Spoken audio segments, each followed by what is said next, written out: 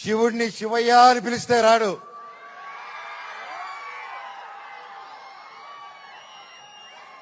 శివుడిని మనసారా తలుచుకుంటే ఇలాగా మా డైరెక్టర్ గారి రూపంలోనో ప్రొడ్యూసర్ గారి రూపంలోనో మీ అందరి రూపంలోనో వచ్చేదే శివుడు.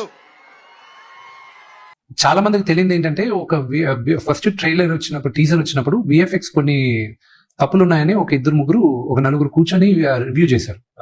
ఆ నలుగురిని నేను ఇప్పుడు తీసుకున్నా. వాళ్ళని తీసుకొని నేను ఒక ఫ్రేమ్ చూడను, యూట్యూబ్ లో రివ్యూ ఇచ్చారు.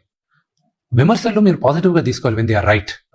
సో వాళ్ళని నేను రిక్వెస్ట్ చేసి వాళ్ళని వచ్చి మీరు ఓకే అంటేనే ఇది ఫైనల్ అవుట్పుట్ బయటకు వెళ్తే, లేకపోతే లేదు అని ఇప్పుడు వాళ్ళే ఇప్పుడు క్యూసీ క్వాలిటీ చెక్ చేశారు. వీడు యూట్యూబ్ లో మన సినిమా గురించి తప్పుగా రివ్యూ రాశాడు బాబు.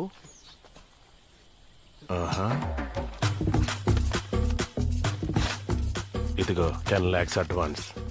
నా నెక్స్ట్ సినిమాకి నువ్వే డైరెక్టర్. సినిమా పెద్ద హిట్ అవ్వాలి.